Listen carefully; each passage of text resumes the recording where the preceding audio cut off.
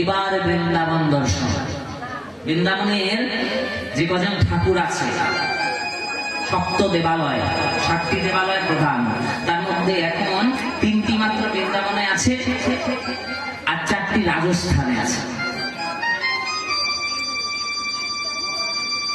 তার মধ্যে একটি হচ্ছে শ্রী রাধা রমন লাল, যারা গেছে দর্শন করেছে, ছোট্ট ঠাকুর রাধা রমন লাল, যেটা শালগ্রাম শিলার থেকে প্রকট হয়েছিল। তারপর আছে রাধা বল্লভ, তারপর আছে বাকে বিহারী। এই 3টে মন্দির এখন আছে। বাকি সপ্ত দেবালয় মদন মোহন ইত্যাদি মন্দির আছে, কিন্তু সেগুলো যে প্রকটিত বিগ্রহ ছিল সেগুলো এখন রাজস্থানে নিয়ে যাওয়া হয়েছে। কেন?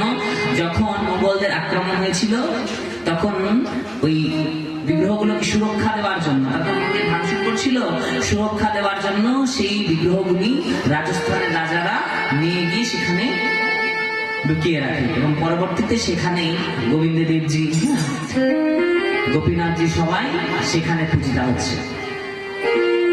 তো এখন গেলে অন্য কিছু দর্শন করো আর না করো, এই কয়টা জিনিস কিন্তু দর্শন করো। কি কি বললাম?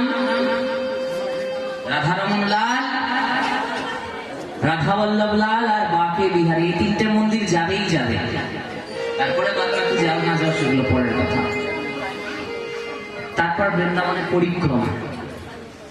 বৃন্দাবনের পরিক্রমা হলো হয়ে গেল।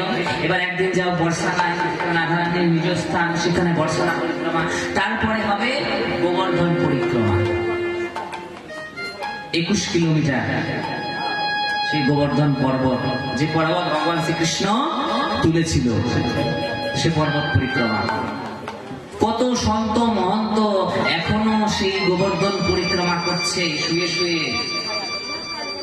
সেই বৃন্দাবন ধামের মহিমাকে বলে শেষ করা যায় না। তো সেই বৃন্দাবনের ধাম আমরা এখন মনকে নিয়ে যাবো সেই বৃন্দাবন। দেহ তো এখানে আছে, মনকে নিয়ে গিয়ে দর্শন করবো সেই দিব্য বৃন্দাবন।